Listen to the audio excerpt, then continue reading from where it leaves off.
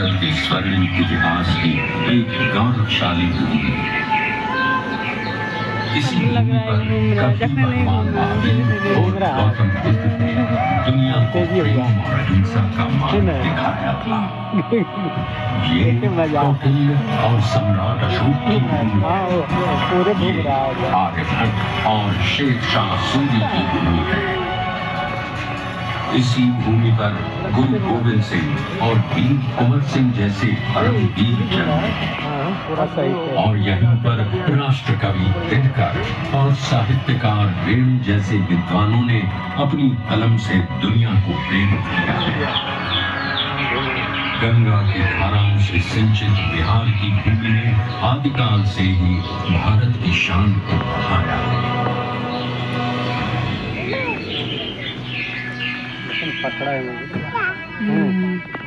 पर जिस बिहार ने सदियों तक नालंदा और विक्रमशिला जैसे विश्वविद्यालयों में ज्ञान और मेधा से पूरे विश्व को राह दिखाई थी, वो 20वीं सदी के आगमन तक खुद अंग्रेजों के अन्याय और दमन की जंजीरों में जकड़ा हुआ था।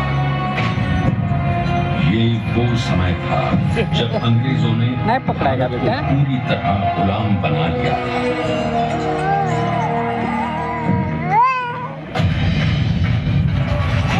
बिहार के चंपारण में भी अंग्रेजों का अत्याचार अपने चरम पर था।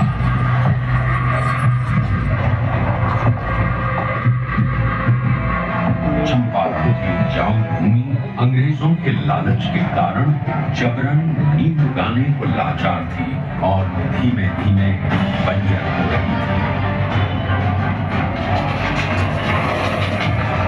गोरी सरकार द्वारा लगाए गए लगान और अनेक प्रकार के करों के बोझ तले बहुत मजा आता है लेकिन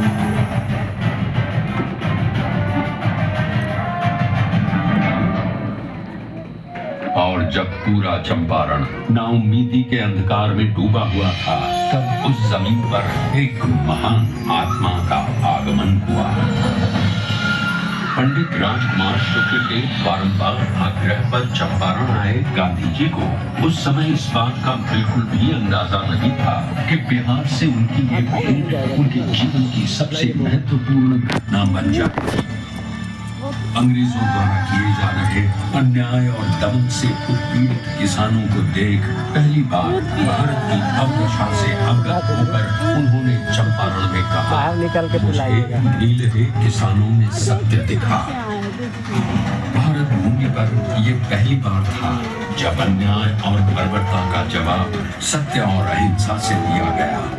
उनके नेतृत्व और सिद्धांत से प्रेरित होकर बिहार के सर्वश्री ब्रजकिशोर प्रसाद, अनुग्रह नारायण सिंह, डॉक्टर राजेंद्र प्रसाद, आचार्य कृपलानी, मजहरुल हक, रामनवमी प्रसाद, बाबू धर्मीधर प्रसाद आदि जैसे नेतागण भी इस आंदोलन में कूद पड़े।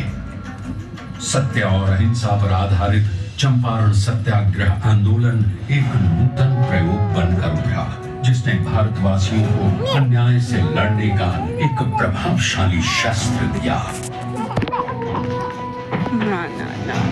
चंपारण सत्याग्रह के 30 वर्षों बाद लाखों सेनानियों के बलिदान और गांधी जी के नेतृत्व में हुए कई अहिंसक आंदोलनों के कारण भारत स्वतंत्र हुआ। देखिए झंडा फहरा गया,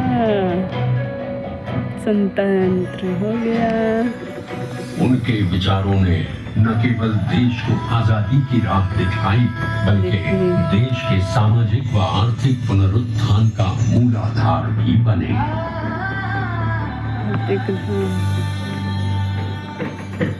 गांधी जी और उनके चिरंतन विचार आज भी बिहार के सामाजिक ताने बाने एवं शासन की धुरी है।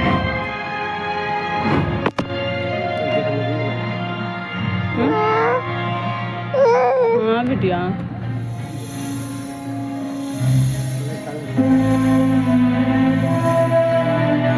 सन 2017 में चंपारण सत्याग्रह शताब्दी वर्ष के उपलक्ष्य में बिहार के दूरदर्शी एवं युग परिवर्तक माननीय मुख्यमंत्री श्री नीतीश कुमार जी की प्रेरणा से कई कार्यक्रमों का आयोजन किया गया।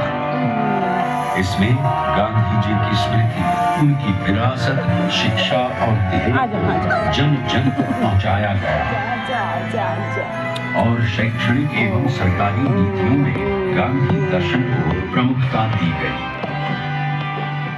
इसमें सब दिखाया गया था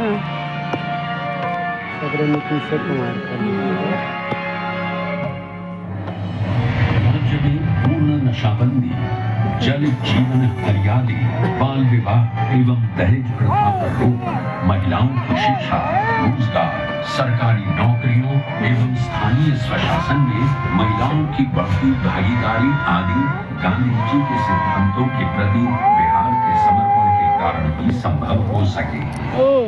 गांधी जी ने कहा, शराब आदमियों से न सिर्फ उसका पैसा छीन लेती है बल्कि उसकी बुद्धि भी हर लेती है। और एक बात और गांधी जी ने कहा था, शराब पीने वाला इंसान हैवान हो जाता। गांव में पी करके आता था, अपनी कमाई का ज्यादा पैसा शराब में गंवा देता था, घर में लौटता था, पत्नी से झगड़ा करता था। अब नहीं पीते हैं, घर लौट कर आते हैं, बाजार से सब्जी खरीद कर आते हैं और अपनी पत्नी को भोजन बनाने में भी मदद करते हैं। क्या माहौल, बच्चों की पढ़ाई पर ध्यान दे रहे हैं। श्री नीतीश कुमार जी के कुशल नेतृत्व में पूरे राज्य में उनसे जुड़ी यादों को संजोए रखने का बहुमूल्य कार्य भी किया गया। भीति हरवा आश्रम एवं बुनियादी विद्यालयों का जीर्णोद्धार, गांधी मैदान पटना में गांधी जी की सबसे ऊंची कांस्य प्रतिमा, बापू सभागार पटना, बापू परीक्षा परिसर, मोतिहारी और बेतिया बापू सभागारों का निर्माण आदि कई कार्य हुए।